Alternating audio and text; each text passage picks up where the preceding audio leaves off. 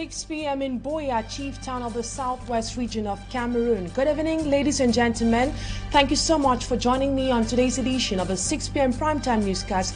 We are broadcasting live from our headquarters in the economic capital city, Douala. A bloody Friday in Boya, chief town of the southwest region. At least 2 civilians have been shot dead and another injured this morning by armed men. The victims who were on board a vehicle got shot by suspected separatist fighters for violating the 2 weeks lockdown imposed by separatist fighters. The population of Boya say the frequent killings and destructions in that part has instilled an atmosphere of fear. And will the nationalization of the company in charge with the distribution of electricity address the problem of frequent power cuts in Cameroon? A reporter, Fomi Armstrong Sander, attempts an answer to this question on today's edition of the news. Stay with us for details and more.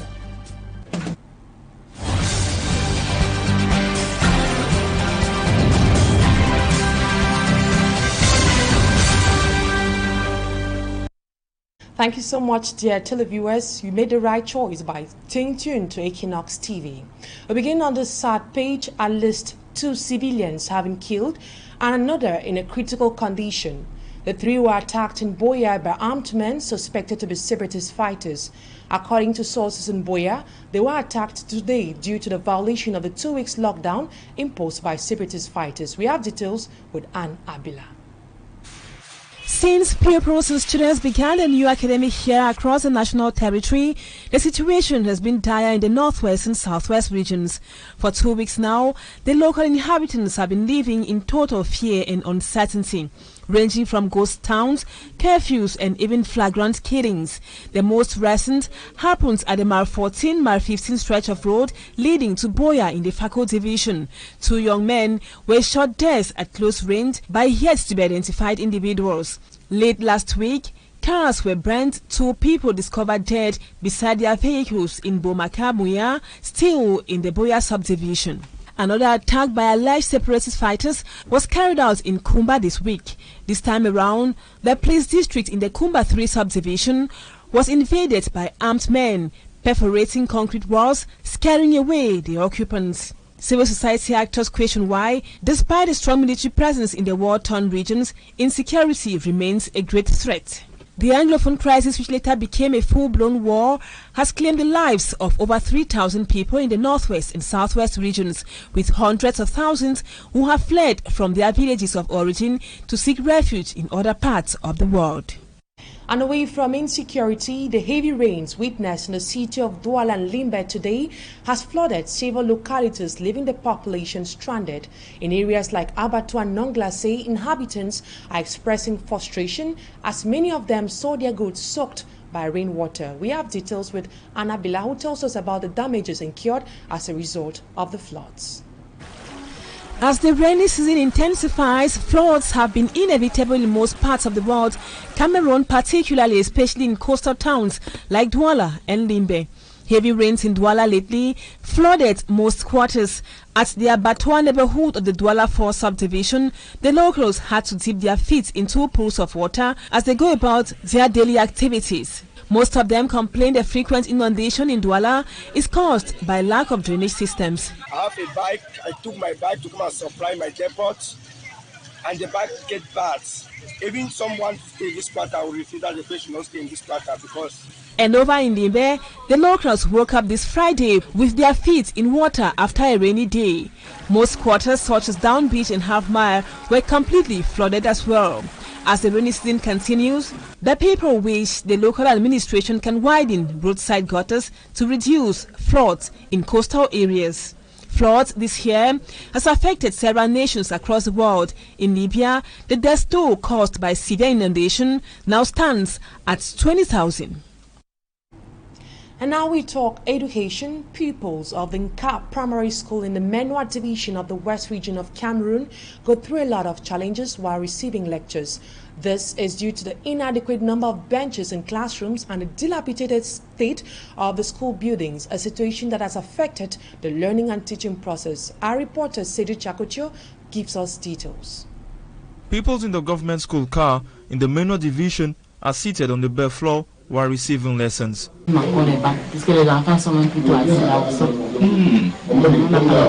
Nous avons vu nos petits frères et sœurs assis à mon sol. The few available benches in the classroom are insufficient, thereby making the teaching and learning process difficult. There is a lack of benches that we don't have. Benches that we even have are, and at times, we are even uncomfortable. Apart from the absence of benches, the school building is dilapidated and the number of teachers limited.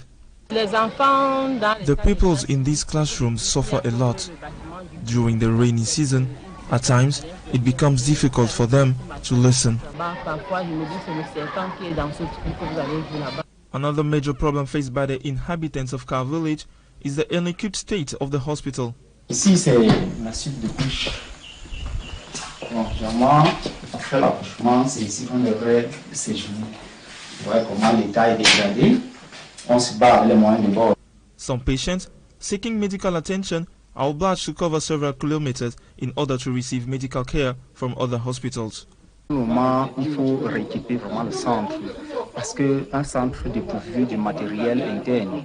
For the moment, we need equipment because a health center without these equipment can't work and do examinations. Equipment is a necessity for a hospital. Nous faisons juste la petite sérologie. The population of Car Village are sending distress calls to the administrative authorities to address their development challenges, and they hope their living conditions will improve. And still talking about education, it is the second week of back to school, and school administrators are applying strategies that will enable their students to remain focused and also perform well in their end-of-year examinations. This is the case of Government Technical High School in Idea, that is in the center in the Senegal Maritime Division, where thorough search of students' bags have been carried out by administrative authorities. Mala Glory tells us more. We are at Government Technical High School Idea, the Senegal Maritime Division. Students here have been advised to take discipline as the major drive to success this academic year. In order to help them achieve the school authorities have embarked on searching their bags every morning to seize all harmful items and other distractions such as phones. La fouille va se poursuivre même comme vous avez. The search will continue even in their classrooms to ensure that there is no hidden weapon. They actually leave their homes with these harmful objects. I think parents need to put a close eye on their children. La maison avec ces objets dangereux.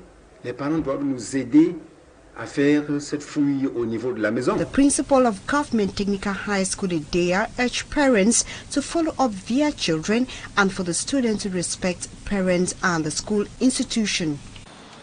Les élèves doivent copier le bon exemple. You students need to copy good example, respect your teachers and parents, revise your lessons every day at home, following a timetable. Suivant un planning élaboré par vous-même. The items collected from the students are only refunded at the end of the school year. In case of a serious situation, parents are convocated and students sent to the disciplinary council, this to give a better education to the learners. And away from education, the suspension of the Post newspaper and its publisher by the National Communication Council, the publisher of the paper, Kinisam, says they will respect the sanction. He, however, regrets that such a sanction will equally affect the workers and the readers of that English newspaper. We have details once more by Annabella Leku. Post newspaper sanctioned or suspended from publishing and distributing for a period of 1 month.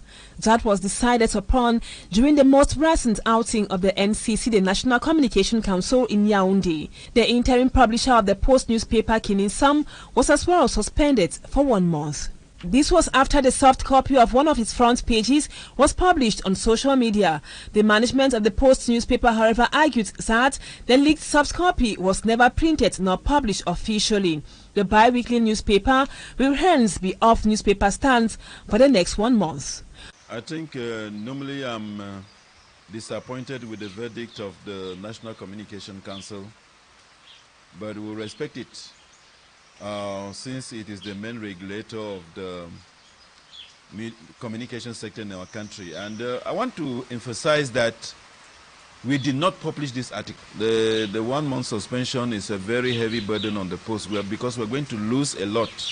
The bi-weekly English newspaper was first banned from production by the governor of the Southwest region, Bernard Okalabilai, accusing the paper of disturbing social peace. But we are citizens of this country, and we think that whatever we are doing, even when we criticize state authorities, it is for the development of this country, and I think that it is the responsibility of the press to point out what is wrong and what is good. The bi-weekly newspaper will hence be off newspaper stands for the next 1 month. And on to one of our major lead stories. The government of Cameroon has taken the last concrete act in the process to nationalize the electricity sector in Cameroon. The state has proceeded to buy over 51% of shares of Nous held by the British Investment Fund actors in the public electricity concession in the country. However, experts fear that the nationalization of Nous will rather attract poor and mismanagement, as the case of other public and para-public structures in Cameroon. Femi Armstrong Sanda analyzes the situation. Several months of negotiations, the state of Cameroon has decided to buy back the 51% of shares of the British Investment Fund activities held in Nous, the company holding the public electricity service concession in Cameroon. According to a correspondence from the Secretary General of the Presidency of the Republic of Cameroon addressed to his counterpart within the Prime Minister's service, Paul Biya instructed the establishment of an interministerial committee responsible for piloting the buyout process. But what must have made sectors of the country's economy necessary to be managed only by the state itself. He, however, has fears of poor management and mismanagement. Le mauvais payeur va être un mauvais manager. The government has not been a good payer to Nous, owing huge and several months of unpaid bills. The fear is that the bad payer goes on to become a bad manager. Mais pour ma part, Edmond Kiati says adopting the principles of rigorous management is the only way out for the government of Cameroon to succeed in its new responsibility of fully managing the electricity sector in Cameroon. Une certaine discipline pour éviter toute dérive. This is the first concrete act of the Cameroonian government in the nationalization of this company after Actis announced its intentions to withdraw. The terms of sales as well as the assessments of the value of Actis shares should be carried out by the committee, an operation which will allow the government in Yaoundé. Now we talk something else. The rainy season has always been a difficult moment for parents and guardians who have to wake up very early to see off their children under the rain while trying to drop them in school. Our reporter A.C. Lucy Liengo visited some schools here in the city of Douala, and she reports about the ordeals faced by parents during such a period. Like any other day when it rains, parents are seen on streets with their children struggling to make their way to school. The rainy season has always been a difficult moment for toddlers' children who have to wake up early for school despite the cold weather. It is not easy at all, but what can we do? We are obliged to wake them up very early for school. Some parents who can't afford a school bus are forced to board a bike with their kids. Going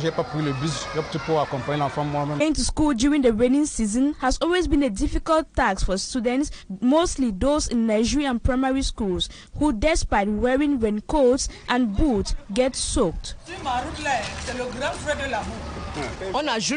We make use of raincoats and boots, umbrellas, but they still get wet. It is difficult. At the level of schools, some school administrators say during the rainy season they have some tactical ways to keep their children warm with physical exercises. We make sure the children are always in their pullover. Yes, and then we do a lot of warm-up activities.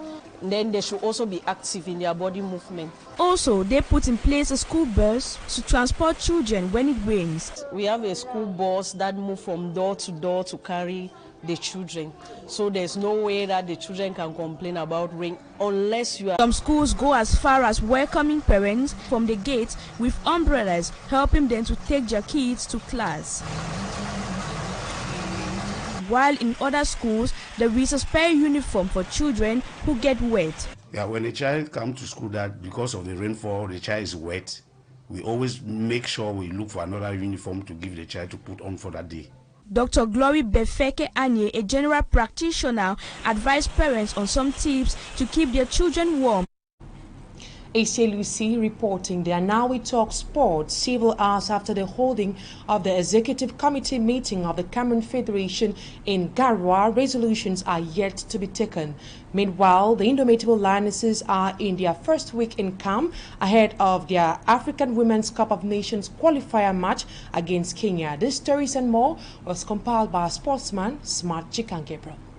Cameroon Football Federation has announced an international friendly for the national football team next month, according to a media release signed by the FA scribe Blaise Njunang. The match that will see the Indomitable Lions taking on African champions, the Teranga Lions of Senegal, will take place at the Bolia Deleli Stadium in Lens, France, on October 16, 2023. The match will help the Indomitable Lions to better prepare for the upcoming qualifiers campaign of the FIFA World Cup 2026 and the 2023 AFCON to be hosted in Ivory Coast. The senior women's national football team on their part has intensified preparations ahead of their two-legged matches against Kenya under the supervision of their new technical staff headed by Coach Jean-Baptiste Bissek. The Lionesses have been in camp for close to a week and are having 2 training sessions each day at the CAF Excellence Center in Bankomo. The Indomitable Lionesses will take on Kenya on September 22, 2023 in Douala for their first leg game before traveling to Nairobi on September 26, 2023 for the return leg match counting for the qualifiers of the African Women's Nations Cup, Morocco 2023. Cameroonians have been worried over the delay recorded in the publication of the decisions taken during the last executive committee meeting of the Cameroon Football Federation. The executive committee meeting took place in Garoua on September 11, 2023, on the eve of the crucial AFCON qualifier match that the Lions played against Burundi. Unfortunately, several hours after the meeting, nothing has filtered out concerning the executive meeting. That's it for the first part of the news. Talking Point is up next.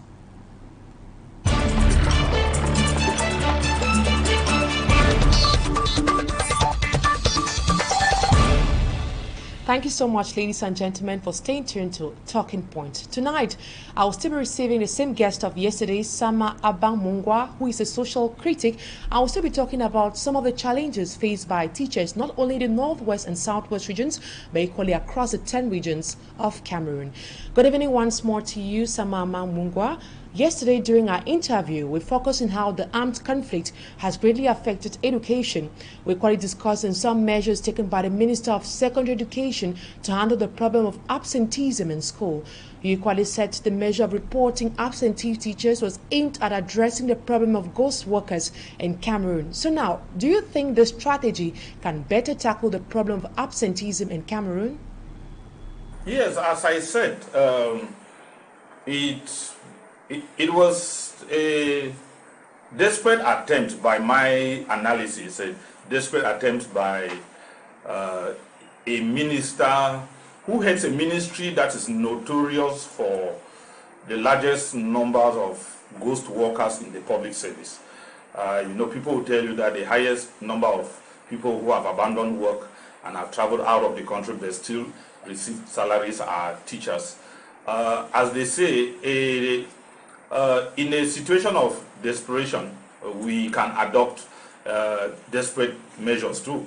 So in her efforts to combat the phenomenon of ghost workers and to some lesser extent absenteeism, I wouldn't very much blame her, in as much as I said earlier, it was unorthodox, given that there are more formal and orthodox channels of investigation and information gathering. But I think I wouldn't I wouldn't very much blame her for that. And I think that the ministry just needs to re-strategize on that issue. Sama Abang, as a teacher based in Boya, with a case of the northwest and southwest regions where the security situation is very tense, what better measures do you think can be taken in order to ensure that teachers are present in school? Yes, Immaculate. Responding to your questions as to strategies that could be implemented for teachers to get back to school, I think prior to 2016, nobody had ever complained about teachers abandoning work or teachers being afraid to go even to the most remote areas to render services. So we should only be able to make proposals within the context of 2016 and post-2016.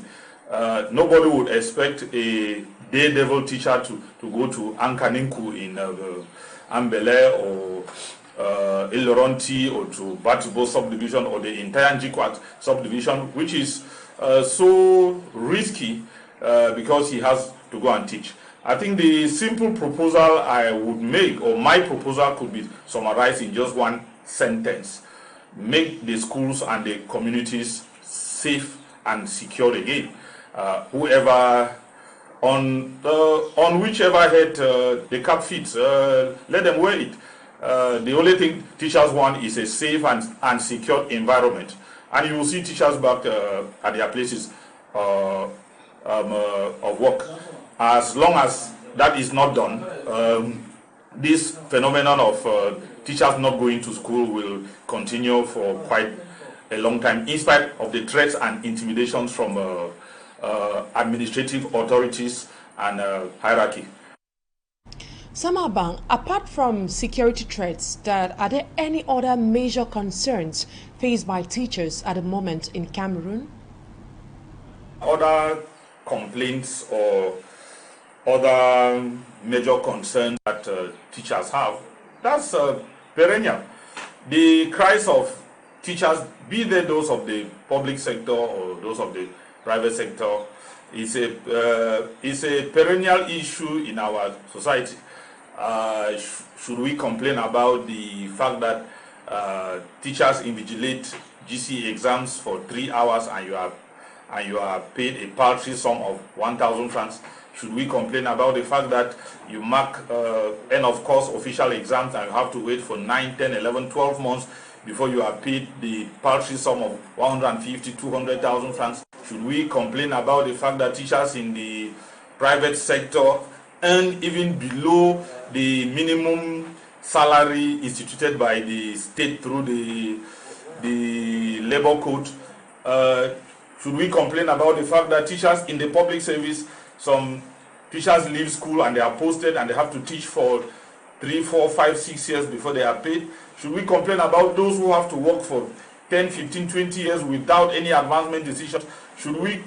Which one should we complain about and what should we not talk about? So it's quite terrible, but as I think, government isn't treating teachers and the education family very well. But I often tell people that I am a reverend teacher. I teach for God, and I often tell people that God will judge me on the land, not on the basis of whether I paid tithes or not, or how much offerings I paid, or how much seeds I sowed in the life of a man of God. God would judge me on the basis of how well I taught, because I think the assignment, the divine assignment that He put on me was to teach, and that is how teachers have resorted to look at their profession and their vocation as a divine assignment, and we do it unregrettably, and in as much as we expect some appreciable degree of appreciation from the other stakeholders, being the state and the community that we serve. But again, we think that we are doing our work without much complaints, especially given that those complaints have been there from time immemorial. It is worthy to note that in the other parts of the country, OTS and OTA strike actions are quite high, and they are ongoing. If in the Northwest and the Southwest you have not heard our own trade unions complaining, is because they are aware of the other sacrifices we have made so far.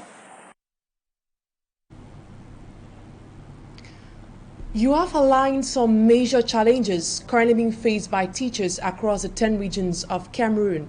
As a teacher based in Boya, tell us, how do you stay motivated and inspired to continue teaching in such difficult circumstances? Yes, Immaculate, it may surprise you to hear me say that administration has not made the work of teachers in the Northwest and Southwest specifically, and the teaching family nationwide a very easy one. We are almost at the last bend of the second week of school resumption, and it beats my imagination, and I'm sure the imagination of every other stakeholder, as to why up to now redeployments and transfers of teachers have not been made by the Ministry of Secondary Education. The appointment of school officials, that's from the principals to the vice principals and the senior discipline masters, has not been made, and the ordinary transfers of teachers from one post to another, from one place of work to another, has not been done.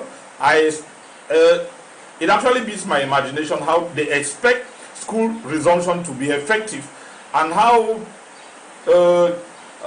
teachers as a cornerstone in the education dynamics would be able to fit themselves well when those appointments and transfers are eventually done very belatedly.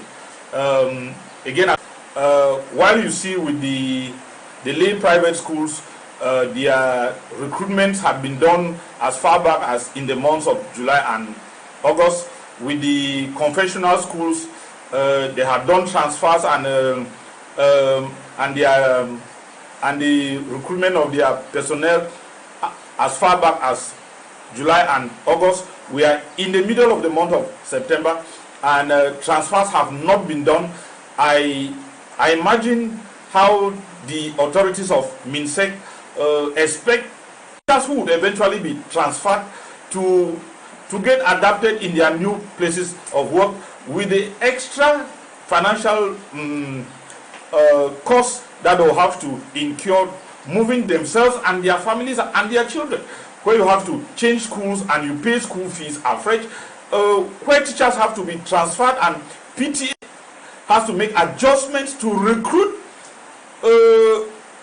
personnel to replace those who have been transferred and not officially replaced. It's a pathetic situation again. As I think that in as much as we are 2 weeks into the academic year, we were not yet ready, we were not prepared.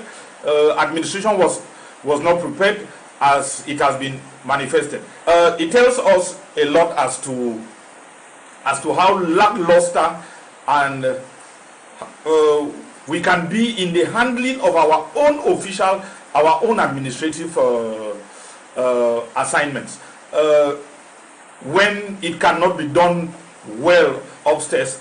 I wonder what they expect of the teachers down here to also do work consciously and consensuously.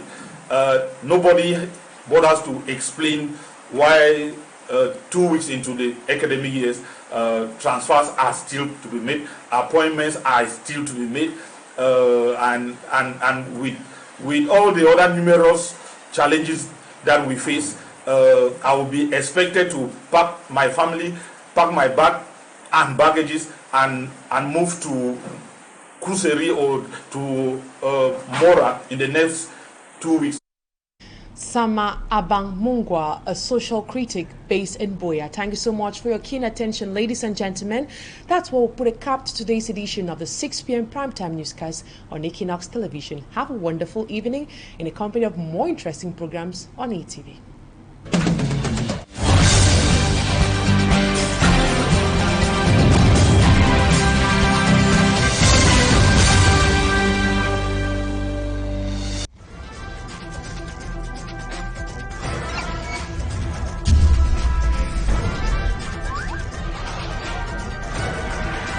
Equinoxe Télévision, au-delà de l'image, nous rendons compte.